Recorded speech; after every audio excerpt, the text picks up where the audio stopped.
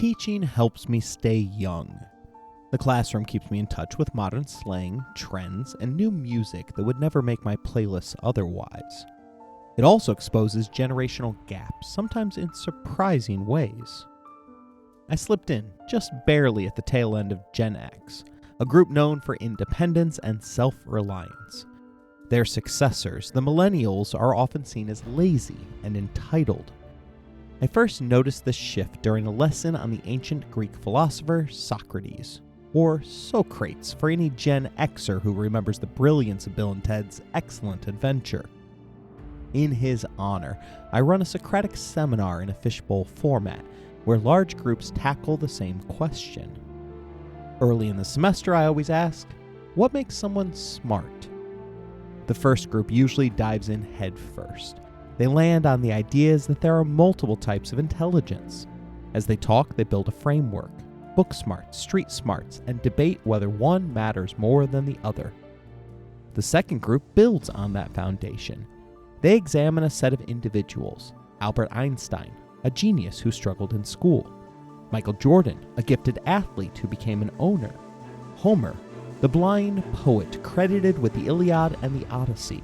And just for fun, I throw in Homer Simpson, a fictional nuclear safety inspector. In order to work in current events, the last person discussed is always the sitting president of the United States of America. Following the Socratic method, I let the students drive, interrupting only to ask Socrates' favorite question: why? I noticed the generational divide during the first administration of Donald Trump. At the time, I lived in a purple district, so I expected a split, half the class arguing he was intelligent, the other half insisting he wasn't. But then something unexpected happened. When presented with evidence that many of Donald Trump's businesses had failed, the group came together around a single conclusion: that he was a genius. To a Gen Xer, a failed business signals mistakes. Failure reflects poor decisions. Millennials see it differently. They've been taught to embrace failure, to see it as a growth opportunity. Historian Neil Howe explains that bestsellers argue that failure and disorder benefit individuals and institutions alike. Meanwhile, on college campuses, commencement speeches have become an opportunity for luminaries from various fields to share stories of their failures. An NPR analysis of popular speeches going back to 1974 identified "embrace failure" as the sixth most popular theme. The result is a culture where failure is not only destigmatized, but also considered empowering. Rather than move on from setbacks, people are encouraged to examine them, and those who fail repeatedly are told not to give up. And yes, failure can lead to success, but sometimes failure isn't an option. Richard Betts, one of the foremost scholars of intelligence failures, points out that most major wars since 1939 have begun with surprise attacks. Hindsight reveals that the element of surprise in most of these attacks was unwarranted. Substantial evidence was available to the victims before the fact. The high incidence of surprising is itself surprising. He wrote that in 1980. It applies just as well to the events leading up to September 11th. America was shocked that morning. But should we have been? Bin Laden had declared war on the United States. He went to CNN to make sure the message was heard. He launched a series of small-scale attacks, escalating them over time. Eventually, the threat grew serious enough that the CIA dedicated an entire unit to tracking him. And yet, just 30 minutes after the attacks, President George W. Bush, aboard Air Force One, was still asking, who did this? In today's episode, I'll examine the years leading up to 9/11, including the intelligence failures of both the Clinton and Bush administrations. This wasn't a partisan failure. It was systemic, and it cost 2,976 people their lives.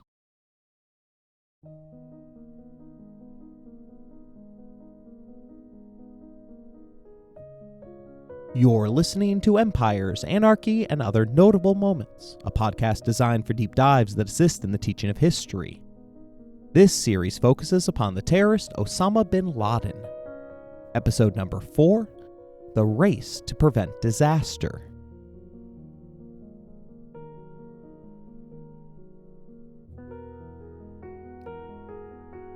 The previous episode covered bin Laden's declaration of war against the United States, along with a series of small-scale terrorist attacks that largely failed to deliver the results al-Qaeda wanted. That all changed in 1998. Tired of the constant noise, the Saudis sent their head of intelligence to meet with Mullah Omar, leader of the Afghan Taliban. The goal? Extradite Osama bin Laden to stand trial in Saudi Arabia. Omar refused. He came from a culture that valued hospitality above all else. A guest invited into one's home was to be protected.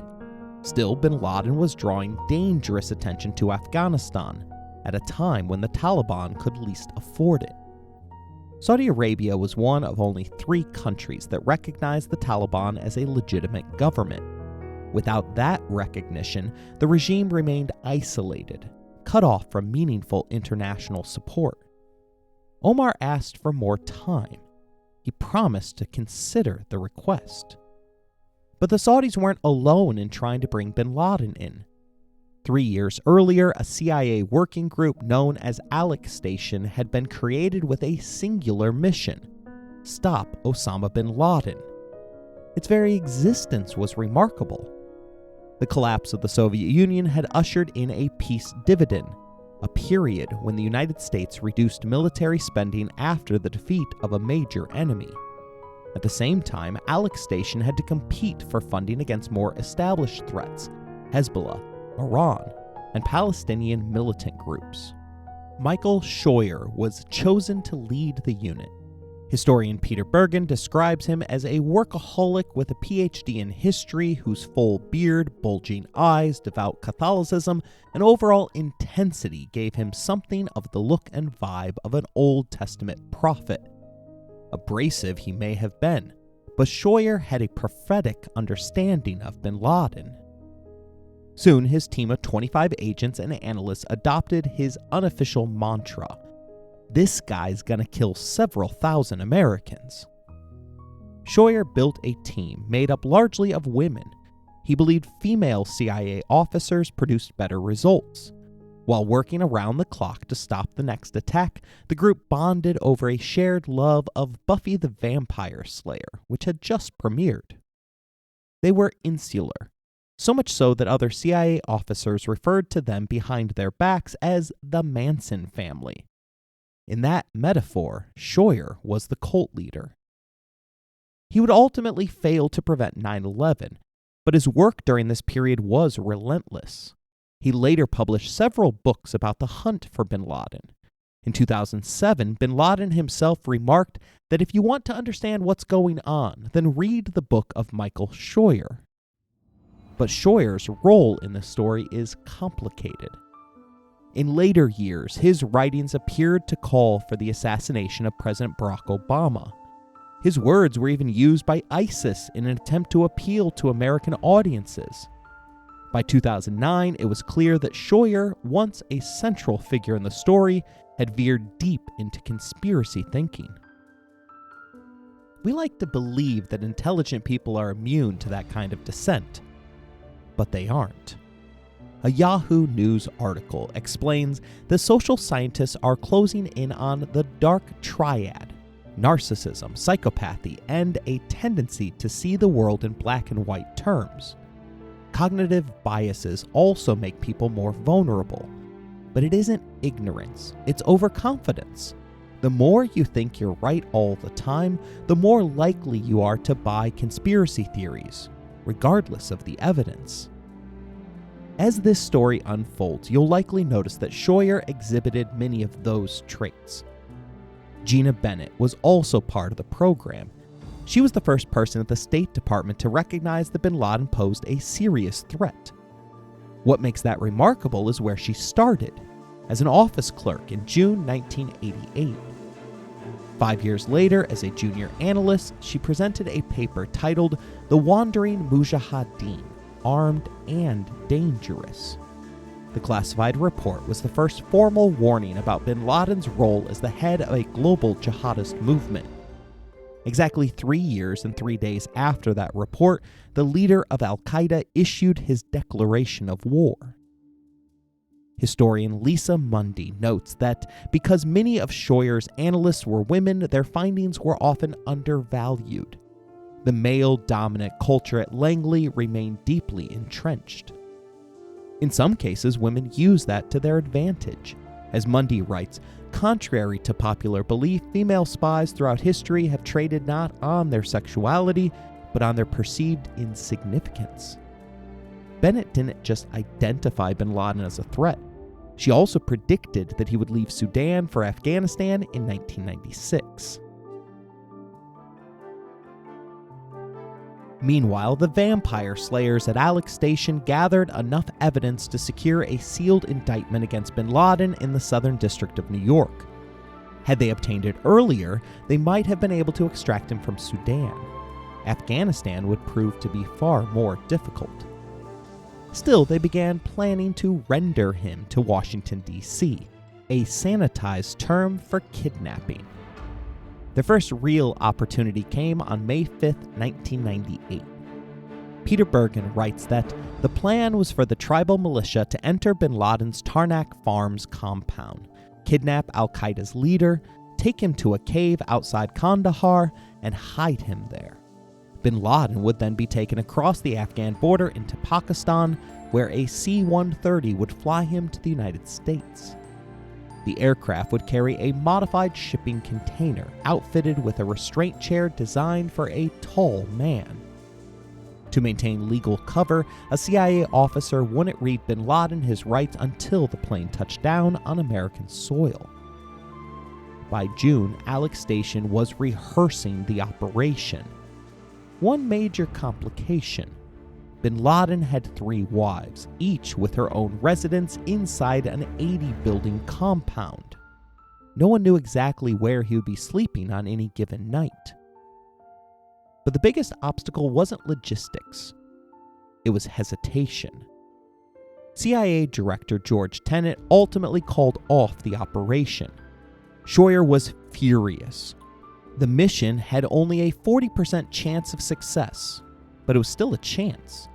According to the New York Times, briefing papers also highlighted other options. Each plan had shortcomings, but so did inaction. Sooner or later, bin Laden will attack the United States' interests, perhaps using weapons of mass destruction. Scheuer didn't need hindsight to believe that warning. And with what we know now, a 40% chance of success can feel like a risk worth taking, maybe even the best chance they had. But at the time, no one knew what was coming. CIA legal counsel worried the evidence linking bin Laden to prior attacks was thin.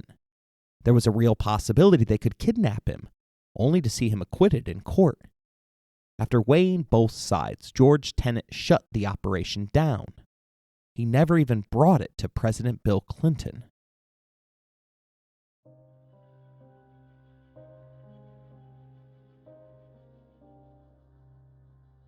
Three months later, 2 car bombs exploded almost simultaneously outside U.S. embassies in Africa. It marked the beginning of a devastating run of successful terrorist operations by Al-Qaeda.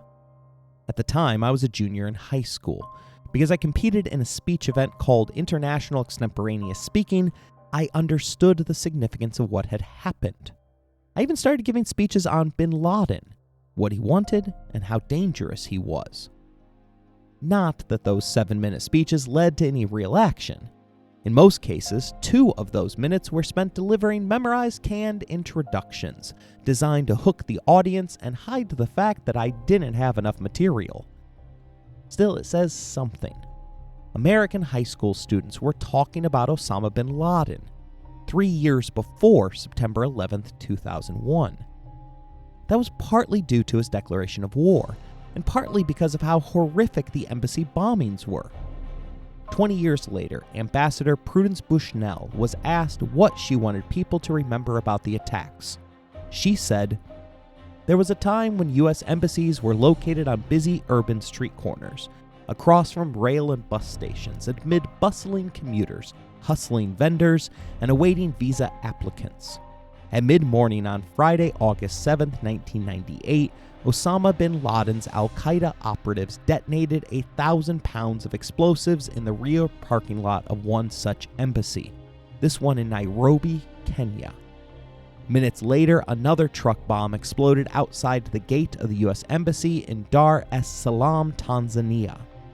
In Nairobi, 218 people were instantly killed. 172 were neighbors or passers-by.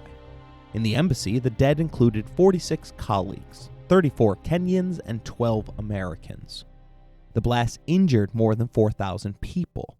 400 were severely disabled, 164 endured acute bone and muscle injuries, 38 adults and children were blinded. 15 were totally deafened, 75 suffered severely impaired vision, 49 were left with hearing disabilities.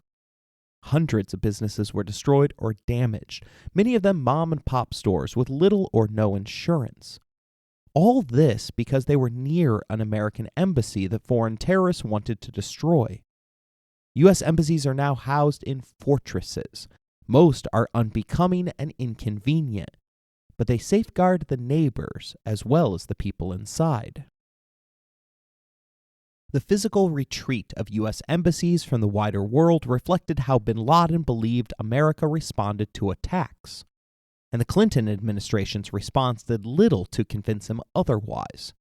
In his mind, the United States remained a paper tiger.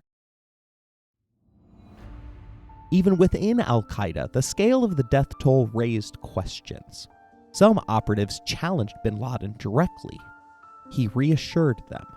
The bloodshed, he argued, was necessary. He had even timed the attack to coincide with the Muslim call to prayer. Peter Bergen writes that, in his own mind, bin Laden wasn't committing mass murder. Rather, he was defending Islam. Bin Laden also subscribed to a particularly extreme belief that unless you were fully committed, fundamentalist Muslim, you had no immunity from being killed in this holy war. In other words, even Muslims who adjusted their daily prayers to accommodate work were not devout enough. Not in bin Laden's eyes, at least. In the aftermath, CIA Director George Tenet summoned his top station chiefs and demanded answers. Scheuer responded with confidence. Bin Laden was behind it. That alone should have been enough. But Scheuer went further. He reportedly told Tenet, "Mr. Director, I hope you know that if you had let us proceed with the plan to capture bin Laden some months ago, the attacks on the embassies wouldn't have happened." The attacks were so brazen that the United States had to respond. But timing mattered. For President Bill Clinton, that timing couldn't have been worse. The Monica Lewinsky scandal was reaching its peak, and he was fighting for his political survival. Lewinsky, a White House intern, had engaged in a sexual relationship with the president, a married man. A special counsel, originally appointed to investigate unrelated land deals, uncovered the affair and convened a grand jury. This was Clinton's first term. He was fighting for his reputation, his marriage, his chances at re-election, and even his ability to remain in office. That doesn't mean he ignored foreign threats, but it does mean he had a lot competing for his attention. The embassy bombings occurred on August 7, 1998. 9 days earlier, Clinton agreed to testify voluntarily in exchange for the withdrawal of a subpoena. 8 days before the attack, Lewinsky turned over a blue dress, reportedly containing DNA evidence from their encounters. 2 days before the bombings, she began her grand jury testimony. 1 day before, a federal appeals court allowed leaks from the special prosecutor's office to continue. Clinton's approval ratings were sinking. His options were narrowing. Under normal circumstances, a military response against terrorists might have helped him regain control of the narrative. But 6 months earlier, the film Wag the Dog had been released. Starring Robert DeNiro and Dustin Hoffman, it told the story of a president who manufactures a war to distract from a sex scandal. The timing was uncanny. Rumors of the Lewinsky affair surfaced just weeks after the film's release. The writer later admitted he had been trying to think of something that would never happen in real life. Despite the optics, Clinton moved forward. Bergen writes that President Clinton was eager to respond. On his annual summer vacation in Martha's Vineyard, Clinton alternated between planning for strikes against Al-Qaeda and apologizing to his wife Hillary. The president was sleeping on the couch. On August 17th, Bill Clinton became the first sitting president to testify before a grand jury investigating his conduct. Shortly afterward, he addressed the nation and admitted to an inappropriate relationship with Lewinsky. On August 19th, news broke about the DNA evidence on the blue dress. And on August 20th, the United States launched 75 Tomahawk missiles at Al-Qaeda targets in Afghanistan and Sudan. Bergen notes that the White House press corps was at Martha's Vineyard expecting a quiet news day. Some of the journalists were watching the relatively new movie Wag the Dog. Clinton knew the criticism was coming. He authorized the strikes anyway. That night, he addressed the American people. Our target was terror, he stated. Our mission was clear: to strike at the network of radical groups affiliated with and funded by Osama bin Laden. At last, the declaration of war had been answered.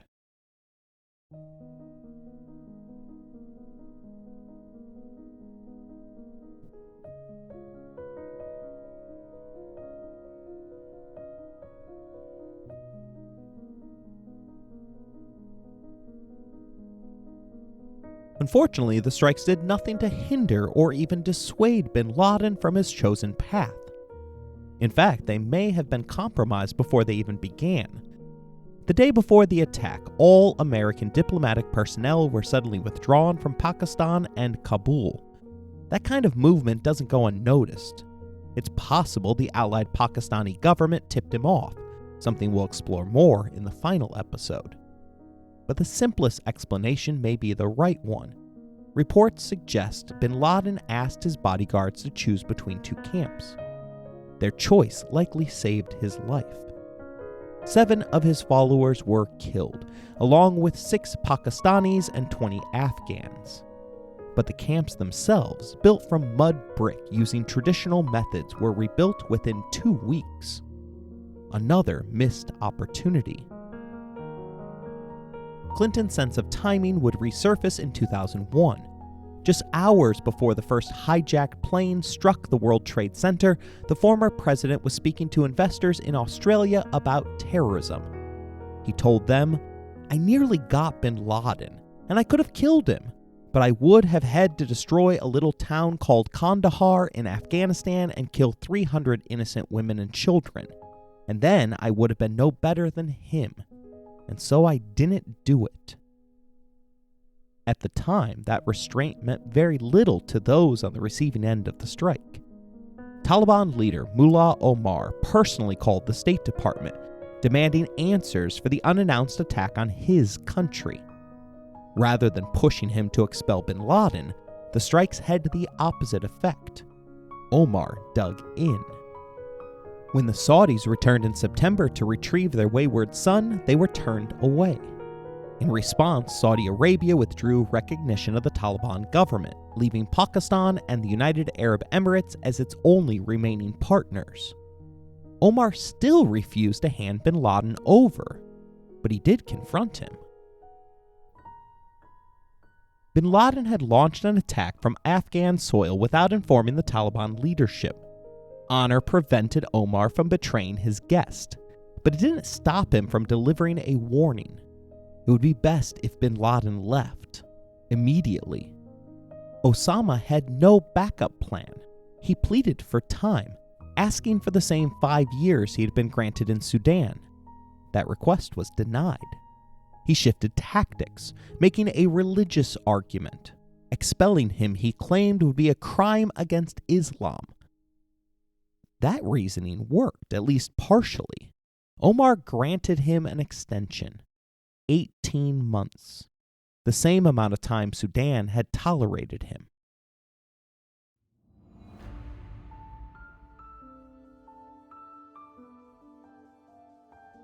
"1999 was a year of diplomatic pressure. Saudi Arabia sent bin Laden's mother with chocolates in a hopeful but naive attempt to persuade him that all would be forgiven if he simply returned home. The United Nations threatened sanctions against Afghanistan, increasing pressure on Mullah Omar to act against his guest.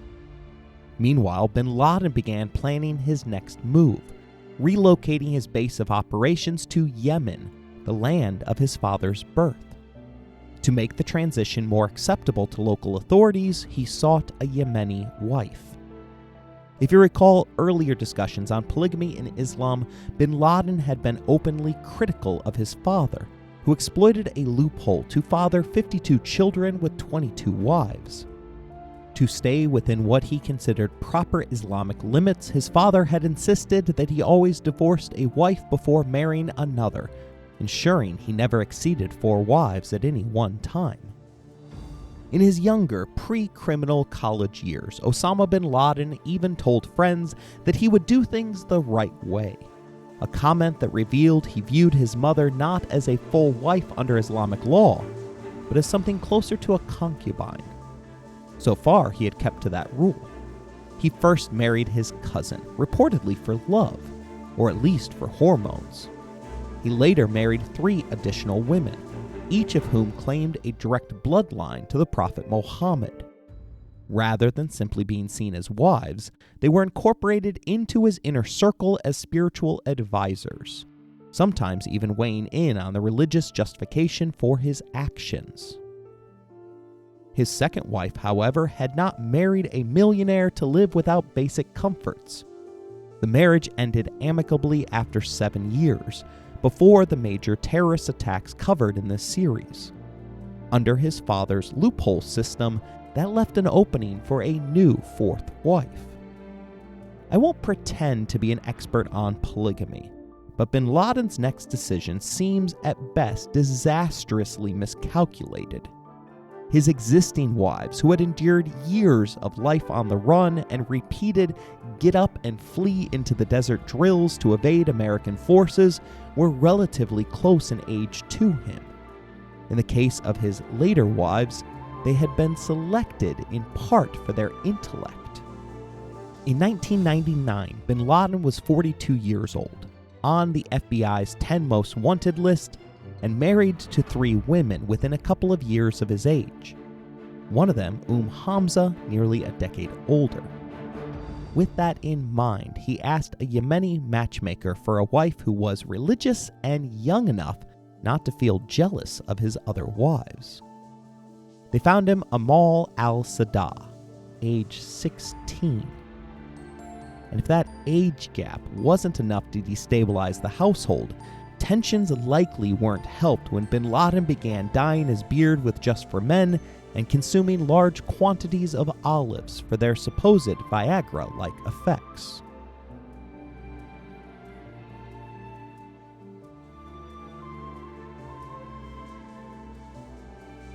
Meanwhile, the hunt for bin Laden continued.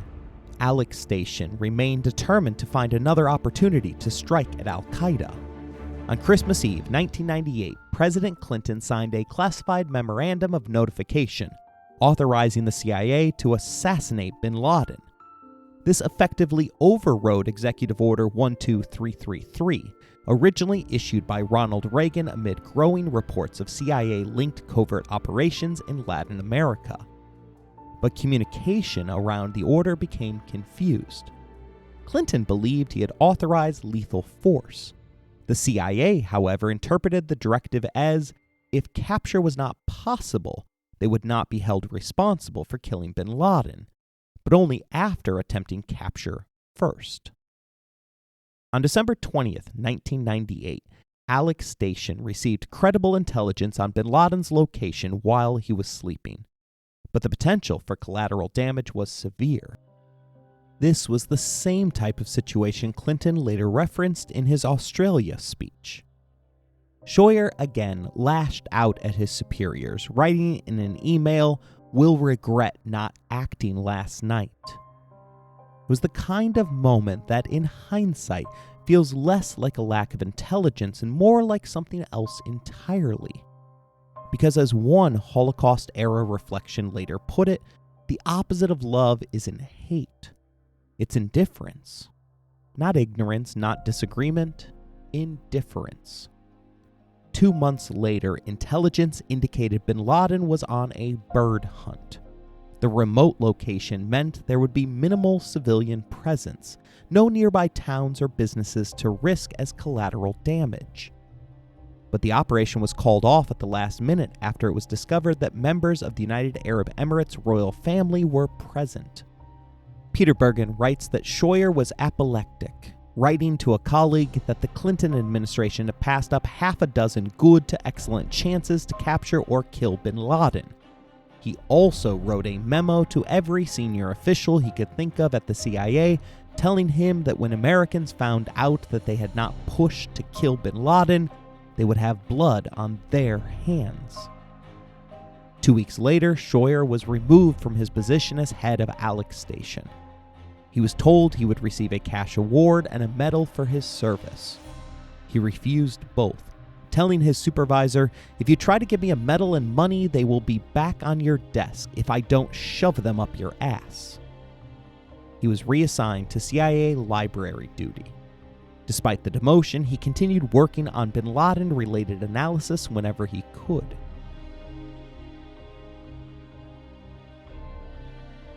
The United States did manage to disrupt al-Qaeda's next major plot, a planned bombing at Los Angeles International Airport during the 1999 holiday season. The would-be suicide bomber was arrested after crossing the border via a Canadian ferry. A customs officer stopped him after he said he was headed to a city called Seattle, noticing he was sweating heavily despite the cold December weather.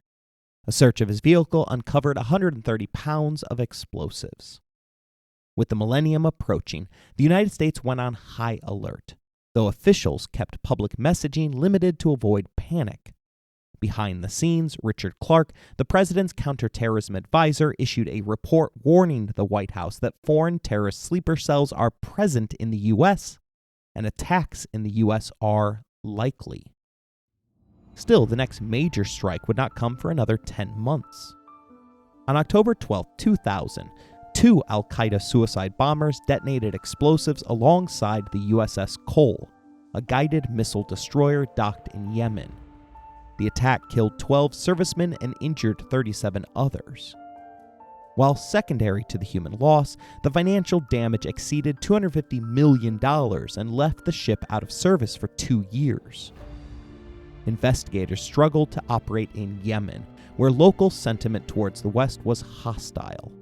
One FBI agent later recalled seeing enough bin Laden construction billboards alongside graffiti reading "Death to America" to connect the broader picture. Inexplicably, President Bill Clinton did not take a visible retaliatory action, instead passing the investigation to the incoming Bush administration. The 9/11 Commission report states that bin Laden anticipated a U.S. response and took precautions to avoid detection. But when no strike came, he reportedly remarked that if it did not come, he would launch something bigger. The report also notes that the attack on the USS Cole significantly boosted al-Qaeda recruitment. Bin Laden ordered his media committee, then led by Khalid Sheikh Mohammed, to produce a propaganda video reenacting the attack and showcasing training camps and methods. It also highlighted Muslim suffering in Palestine, Kashmir, Indonesia, and Chechnya.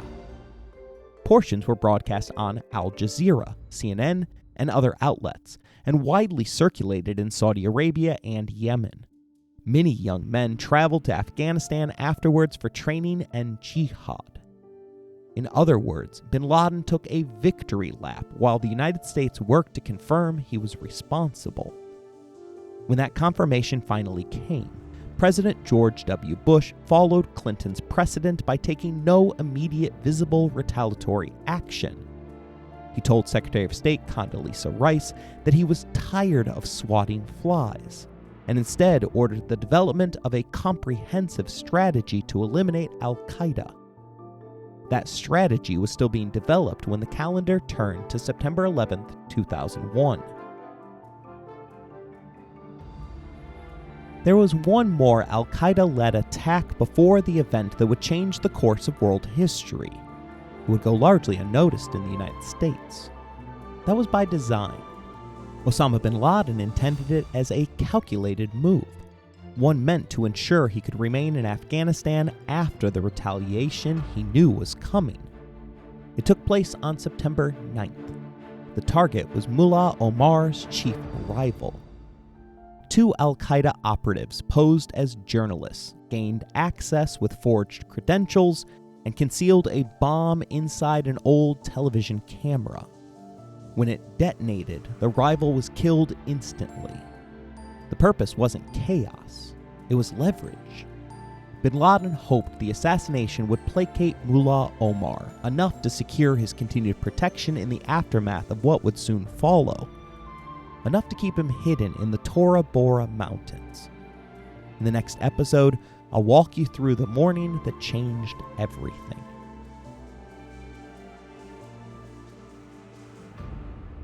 While it is a difficult subject, I hope you enjoyed today's episode. If you want to interact with the show, you can email us at resourcesbylowery@gmail.com or find us on Bluesky beneath the handle EmpiresPod.